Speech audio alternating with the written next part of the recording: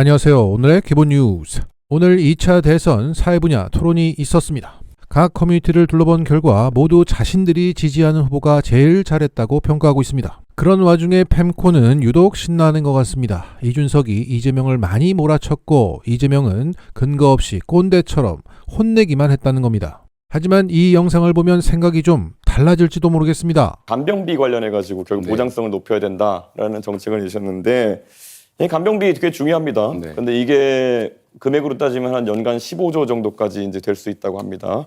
그러니까 그런 거 말고 현실적인 재정 대책 있으십니까? 그게 제일 크다고 생각해요. 2, 3조 규모라니까요. 그거라도 크지 않습니까? 15조 하신다면서요, 방금 전에. 내가 언제 15조 한다 그랬어요? 본인이 그렇게 주장하셨어요. 간병비 몇 프로까지 그럼 지원하실 예정입니까? 자, 이준석 후보의 특성이 그런 것인 것 같은데 상대가 하지도 않은 말을 한 걸로 전제를 해가지고 15조는 본인이 주장한 거죠. 저는 그중에 일부를 절감하고 필요한 범위 내에서 가능한 범위 내에서 하겠다고 말씀드렸는데 15조를 어떻게 마련하겠냐 이렇게 말하면 안 되는 거죠. 그러면 마이너스 30조인데 잠깐만요. 어디가 여유라는 것이 한번 시간- 설명해 주셔야죠. 예. 그럼 다시 30조 쓸까요? 아니요. 제가 보충하는 겁니다. 이거. 이 규칙을 좀 지키시는 게 중요하잖아요. 가능하면. 얘기하십시오. 그 시간이 끝나버렸네. 네, 계속 말씀하시면 됩니다. 네. 네. 이 정치적 입장이 다른 사람들끼리의 대화는 양보하고 조정하고 타협을 하는 과정인데 상대가 하는 말들을 왜곡하거나 특정 부분을 빼가지고 짜집기를 하거나 이렇게 해버리면 그거는 대화를 하는 게 아니라 사실 시비를 건다고 하죠. 그러니까 그런 것들은 좀 안 하시면 좋겠고 저는 건보 재정이 매우 어렵다. 지금 앞으로도 어떻게 될지 모른다고 하지만 저는 그 낭비적 요인들을 최대한 찾아내는데 그중에 제일 중요한 게 아까 그 문제를 지적을 했던 겁니다. 그게 15조라고 단정하시면 안 되죠. 어떻게 15조를 만들래? 이렇게 말씀하시는 것은 좀 적절치 않은 것 같아요. 예. 자, 여기서 이준석의 허수아비 때리기가 또 나왔던 겁니다. 15조 원이라는 허수아비를 세워놓고 연간 15조 정도까지 이제 될 수 있다고 합니다. 15조 원 하신다면서요. 이렇게 때립니다. 15조 하신다면서요, 방금 전에. 내가 언제 15조 한다 그랬어요? 본인이 그렇게 주장하셨어요. 간병비 몇 프로까지 그럼 지원하실 예정입니까? 자, 이런 식으로 계속 세우고 때리고 하니까 이준석은 몰아치는 것처럼 보이고 이재명 후보는 혼내는 것처럼 보입니다. 그러면 펜코에게는 꼰대가 되는 겁니다. 근거가 없다고. 자, 지적을 해도 이준석의 허수아비 때리기는 계속됐습니다. 지난 토론에서 저한테 극단적이라고 계속 말씀하시면서 김문수 후보에게는 원전 질문하면서 후쿠시마 체르노빌 얘기를 하면서 한국 원전의 안전성에 대해 가지고 확신을 가지지 못하는 모습을 보이셨습니다. 이게 오히려 한국의 대통령이 되시겠다는 분이 한국 원전에 대해서 불신을 가진 극단적인 상황이 아닌가 생각하고요. 자, 그러면은 중국 원전에 대해서 한번 여쭤보겠습니다. 중국 동쪽 지역에는 원전이 많이 몰려 있고요. 이게 사고가 날 경우에는 대한민국의 직격탄인데 이건 어떻게 위험도를 평가하십니까? 저는 대한민국 원전을 불신한다고 한 바가 없어요. 안전성에 우려가 있다. 자, 분명 1차 토론 때 이재명 후보는 원전 포함 재생에너지 다 해서 에너지를 믹스라고 얘기했습니다. 하지만 이준석은 그것을 한국 원전에 대한 불신이다라는 허수아비를 세워서 때린 겁니다. 그리고 오늘 토론에서 가장 많은 허수아비가 세워집니다. 중국의 원전의 안전관리에 대해 가지고 특별한 대책이 혹시 있으십니까? 왜 중국 원전에 대한 안전관리 대책을 우리가 갖고 있어야 됩니까? 친중으로 몰아가야 되니까. 대책이 없으면 친중이 되는 거니까 대책을 갖고 있어야 된다는 허수아비를 세운 겁니다. 왜냐하면 지금 대한민국의 원전 산업이 수출 산업으로 유망하고 미국 회사한테 맨날 소송 걸리는 한국 원전 수출이 유망합니까? 체코 원전 지금 진행됩니까? 우리가 경험한 바로는 문재인 대통령께서 원전의 안전성에 대해서 꾸준히 의심하고 계시기 때문에 지금 문재인 정권이에요?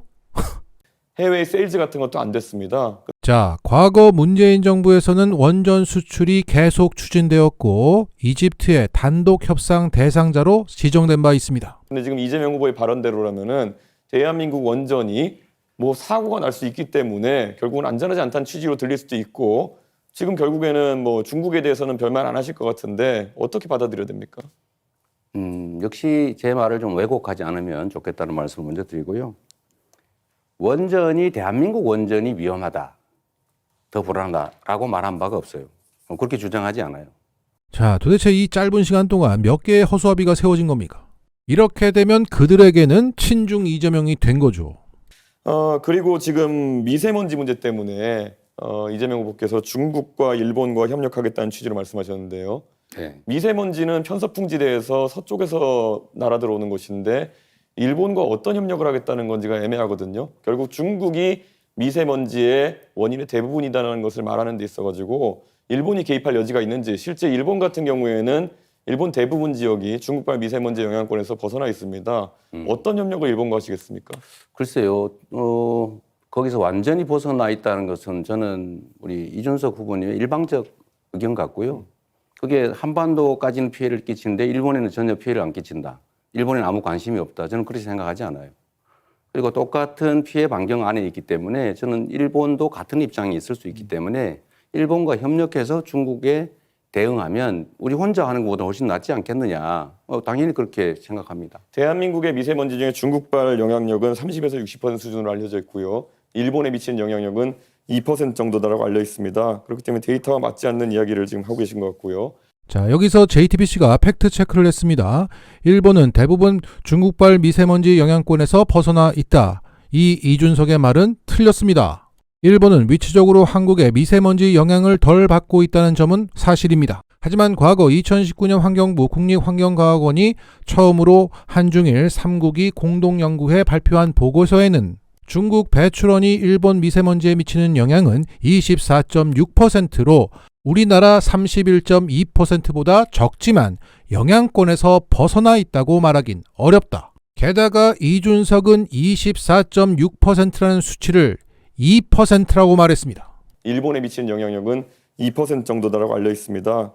24%를 2%라고 거짓말했지만 시청자들은 당장은 모르니까 숫자를 말하는 이준석이 더 정확하고 논리적으로 보이고 이재명은 팩트를 말했음에도 수세적으로 보였던 겁니다. 하지만 허수아비로 흥한 자 허수아비로 망했습니다. 온갖 숫자, 수치, 영어 쓰면서 공부가 된 것처럼 보였던 이준석이 한 방에 무너지는 장면이 나왔던 겁니다. 그것은 바로 아이언맨에 나오는 핵 융합이었습니다. 이재명 후보가 아까 원전을 가보지도 않았다라고 말씀하시는 것에서 얼마나 이념에 경도되어 가지고 원전에 대한 오해를 하고 계신지를 좀 우리 국민들께서 아실 것 같다 이런 생각이 듭니다. 지금 아까 제가 물어봤을 때도 탈석탄 감원전 하겠다 그러면 기저전력을 어떻게 마련하겠느냐, 거기에 대한 대안이라면은 조금 더 깨끗한 원자력 에너지, 예를 들어 핵융합이나 이런 것들이 나올 줄 알았는데 그것을 진행하겠다는 이야기가 아니라 결국에는 풍력, 태양광 이렇게 해서 우리나라에서 경제성이 떨어지는 선택들을 하겠다고 하는 것이거든요. 우리 김문수 후보 잘 아시겠지만은 그 유럽의 북해나 이런 데 가면은 정말 양질의 풍력 자원이 있고 그를 통해 가지고 재생에너지 비율을 높여나가는 나라도 있지만은 대한민국 같은 경우에는 지난 토론에서 제가 지적했지만 태풍의 경로상에 남해안 그 풍력 발전소들이 위치하게 되는 것이고 태양광 발전 조건 같은 경우에는 다른 나라보다 안 좋은 것이 사실입니다. 그럼 이게 나중에 다 비용이 돼가지고 우리 산업이 사실 전기요금에 얼마나 많은 영향 받습니까? 산업에 대한 이해도 없이 말 그대로 이념에 경도돼가지고 탈원전, 감원전, 그리고 재생에너지 확대 이런 거 얘기하는 거는 지금 기업하시는 분들이 아니면 작은 사업하시는 분이 들으시면요, 아이고 이거 우리 전기요금 200원, 300원으로 오르는 얘기구나 이렇게 받아들이실 겁니다. 예. 자, 앞서 이재명 후보는 비판만 하지 말고 그 대안을 요구했고 이준석은 재생에너지의 대안으로 핵융합이 있다고 말했습니다. 챗GPT에 따르면 핵융합 발전은 2040년에서 2050년경에나 상용화가 가능한 기술입니다. 하지만 이준석은 아이언맨에서 봤기 때문에 말했고 지금 커뮤니티는 이 핵융합으로 난리가 났습니다. 펜코는 토론회에서 핵융합 소리가 나왔다길래 이재명이 한 것으로 알고 욕하다가 이준석이 했다는 소리를 듣고 이렇게 말합니다. 준석이었으면 상황에 맞는 말이었겠지. 뭐가 맞아 이 정신 차려 인마. 당장 쓸 재생에너지 대안으로 핵융합을 말했다고. 이후 펜코를 가보니까 그냥 흘러가는 말이었다고 실드를 치고 있더라고요. 하지만 5일 전 인터뷰 기사를 보면 이준석은 핵융합을 진지하게 말하고 있습니다. 태양광과 풍력만으로는 안정적인 전력 공급이 어렵고 핵 분열 기반 원전은 사회적 수용성과 안정성 논란이 지속되는 상황에서 결국 핵융합으로의 전환이 필요하다는 것이 저의 판단이다.